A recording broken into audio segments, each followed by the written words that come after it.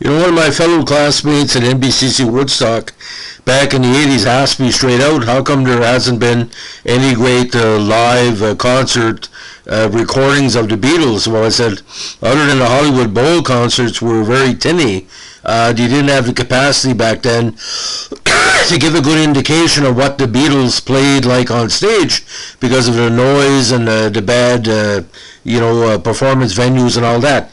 So today we're going to be talking about the legend of when they tried to record the Beatles live, the two shows at the Hollywood Bowl in the mid-1960s. And actually they were produced of all people, Bob Eubanks, the famous game show host, who was also a producer of concerts and artists from the Rolling Stone, the Beatles, to Dolly Parton, longtime association with Merle Haggard, Barry Manilow. So we're going to talk a little bit about that and a little bit about how it was all put together. Now, the album that were put together of the two concerts is called The Beatles at the Hollywood Bowl. Now, it was eventually released in May 1977, and it featured songs compiled from three different performances at the Hollywood Bowl in August 64 and August 65, but they were there twice, but it was two performances on one of them. Now, the album was released by Capitol Records in the States and Canada, and on the Parlophone label in the UK. It was the band's first official live recording. Bootlegs don't count.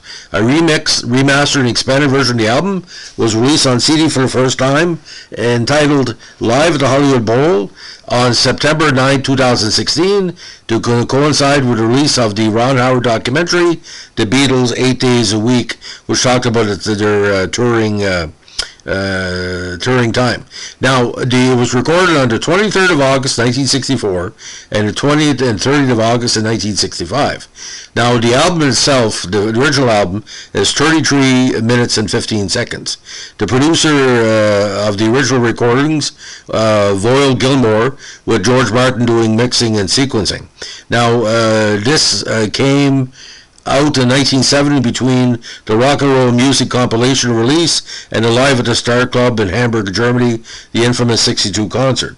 Now, Capitol Records had considered recording the Beatles' February 64 concert at Carnegie Hall in New York, but it could not get the necessary approval from the American Federation of Musicians. 6 months later, KRLA DJ Bob Eubanks booked the band's performance of 23rd of August at the Hollywood Bowl in LA, where Capitol recorded their performance with the aim of receiving a live album in America. Now, the Hollywood Bowl is a very well-known venue, and literally, it looks like an open clamshell. Various artists have performed there through the years, including the award-winning Monty Python concert. Now, the sound quality of the tapes proved to be initially inadequate for commercial release. However, although Capitol used a 48-second excerpt of Twist and Shout from the concert on the 64 documentary album, The Beatles Story. Now, high-quality black and white film of the 64 show was also made and preserves. Excerpts of All My Loving and She Loves You from the August 23rd 64 performance did appear in the Beatles Anthology documentary series in 1995. Now, when the Beatles returned to Hollywood Bowl a year later, during the 65 American tour, Capitol recorded two performances by the group at the same venue, back-to-back. The sound quality of the 65 recordings was equally disappointing. Now, the Beatles were among the first few major recording artists of the 1960s not to have issued a live album. Consequently, among Beatles fans, pent-up demand for a concert album continued to build. John Lennon set off a minor frenzy when, in an infamous 1971 Rolling Stone interview, he incorrectly identified an obscure Italian compilation album, The Beatles in Italy, as a live recording. He said, "There's one in Italy apparently that somebody recorded there." Despite the obvious demand for a live album, the tapes from the three Hollywood Bowl performances lay untouched in a Capitol vault. In 1971, after American record producer Phil Spector's salvaging of the Get Back tapes, or the degradation, depending on your opinion, which was released as the group's Let It Be album, the Hollywood Bowl tapes were given to him to see whether he could fashion an album from the material. Either Spector did not complete the job, or his production was unsatisfactory, and the tapes sat unreleased for another 6 years. Now, a complete tape of the August 64 performance found its way out of Capitol Vault in the early 70s and was the basis of a popular bootleg LP called Back in 64 at the Hollywood Bowl. The audio, while below professional release standards, was more than adequate for desperate hardcore fans and served for years as a standard recording of the Summer 64 tour. Finally, with a rival record label's impending release of Live at the Star Club in Hamburg, Germany 1962 album, consisting of a 15-year-old poor-quality mono concert recording of the group performing in the Star Club in Hamburg, Capitol Records president Bhaskar Manot decided to revisit the Hollywood Bowl recordings. Beatles producer George Martin was handed the tapes and asked to compile a listenable official live album. Now, when Martin heard the tapes, he was impressed by the performances, but disappointed by the sound quality. In working on the 3-track Hollywood Bowl concert tapes, Martin discovered quite a challenge. The first difficulty was finding a working 3-track machine with which to play them. Now, once he found one, he discovered that the machine overheated when it was running, melting the magnetic tape. Martin and recording engineer Jeff Emmerich came up with a solution of blowing air from a vacuum cleaner to keep the tape duct cool whilst the recordings were transferred to 16-track tape for filtering, equalization, editing, and mixing. Although the original album sleeve says the recordings were made on 23rd August 64 and 30th August 65, Ticket to Ride and Help were recorded on 29 August 1965, and Dizzy Miss Lizzy is a composite using parts on both nights in 65.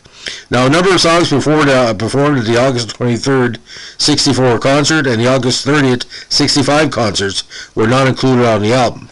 Songs from the 23rd August 64 show that were not on the album are Twist and Shout, You Can't Do That, Can't Buy Me Love, If I Fell, I Want to Hold Your Hand, and A Hard Day's Night. Songs from the August 30th 65 show when they're not on the album are I Feel Fine, Everybody's Trying to Be My Baby, Babies in Black, I Want to Be Your Man, and I'm Down. Babies in Black from the August 30th concert was issued as the B-side of the Real Love single in 96, and I Want to Hold Your Hand from the 64 concert was mixed in the studio version of the song for the Love album in 2006. These two performances, along with the 64 performance You Can't Do That, and the August 30th 65 Everybody's Trying to Be My Baby, were included on the Live at the Hollywood Bowl in 2016. The re-release, of course. Now, the album was originally released as a vinyl LP in May 77. There was also 8 tracks as well. Now, though the recordings were 12 and 13 years old, the album reached number 1 in the NME chart in the UK and number 2 in the Billboard chart in the US. In France, a single was released featuring 2 songs from the LP. Ticket to Ride was very popular in France, and of course, Dizzy Miss Lizzy. Now, the original 77 album was also officially released simultaneously on cassette, but it was not officially released on compact disc until September 9, 2016, when it was re-released worldwide as Live at the Hollywood Bowl. Shortly before the re-release date, a number of tracks were available for purchase and streaming early, and the album was available for pre-order on the iTunes Store. The re-release album was simultaneously released as a digital download and made available on streaming services. It was also re-released on vinyl on 18 November 2016. Now, a music video of the performance of Boys was released to promote the remixed album. Now, before the official digital release of the album, bootleggers circulated transfers of the LP and complete recordings of the 3 concerts on CD and the internet.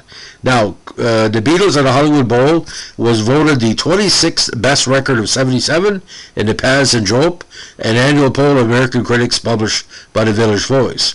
Robert Kreisgau, the poll supervisor, ranked it 12th on his own year-end list, and in a review for the newspaper he wrote, a tribute not only to the Beatles, which figured, but to George Martin Capitol, which didn't necessarily figure at all. The sound rings clearly and powerfully through the shrieking. The segues are brisk, and the punch-ins imperceptible, and the songs capture our hearers at their highest. Furthermore, though the musicmanship is raw, the arrangements are tighter, faster actually, than on record. Now, in a Rolling Stone album guide in 2004, Rob Sheffield called the record a loving tribute to the screaming girl fans who drowned out the band in these 64, 65 shows. Those girls were heroes on a rock and roll frontier and deserved to be the lead instrument on a Beatles album of their own. AllMusic critic Richard S. Janelle was impressed by the Beatles' performance under chaotic circumstances, although he lamented the sound quality and separation from the crowd noise, citing it as a possible reason for the record remaining out of print. Now, Live at the Hollywood Bowl, the release, is a remix and remastered version of the album, again released on September 9th, 2016, to coincide with the release of the Beatles, 8 days a week. It includes 4 additional songs not found on the original release. According to producer Gilles Martin, George's son, Capitol Studios called saying they discovered some Hollywood Bowl 3-track tapes in their archive. We transferred them and noticed an improvement over the tapes we've kept in the London archive. Alongside this, I've been working for some time with a team headed by technical engineer James Clark on demix technology, the ability to remove and separate sounds from a single track.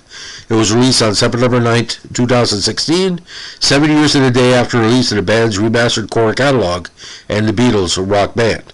Now again, one of the bonus tracks of the album is Babies in Black, which was on the Real Love single.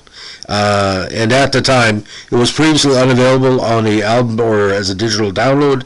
You had to buy the single. Now, track listing of the album: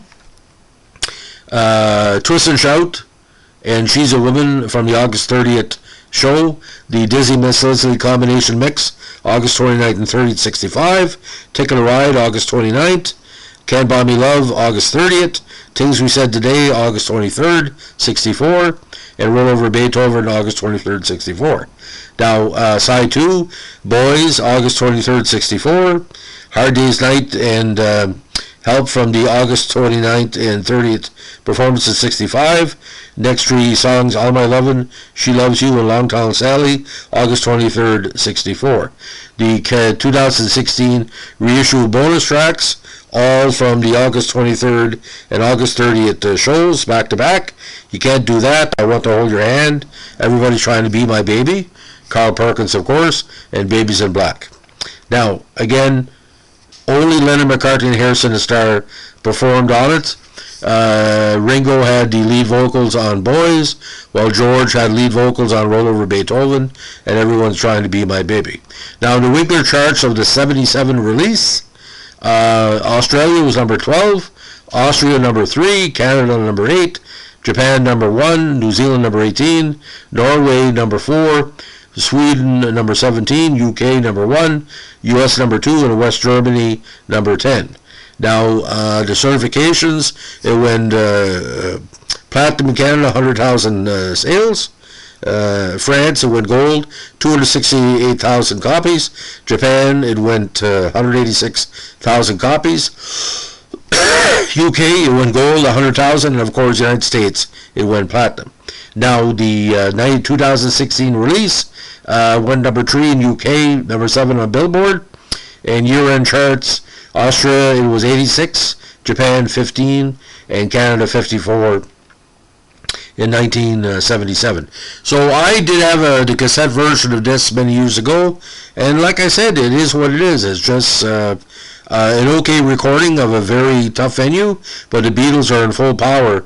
It would be like the Shea Stadium concert itself is my favorite, but that's just me. But playing at the Hollywood Bowl, I mean, what's more Hollywood than the Beatles in 1964? Because everything you touch turned to gold, and that's what Hollywood is. If you make it in Hollywood, you can make it anywhere. So that's the story of the many machinations. George Martin's son involved in the post-production. Bob Eubanks as the producer of the show. Technically, I think he made 20% profit back. Beatles Facts would tell a little bit more on that. But again, the Beatles were at their strength here. And I found, again, George Harrison kind of came into his own a little bit with his performance style. He was very confident in those 3 shows. So that's the story again of the Beatles at the Hollywood Bowl. Thanks for listening. Bye.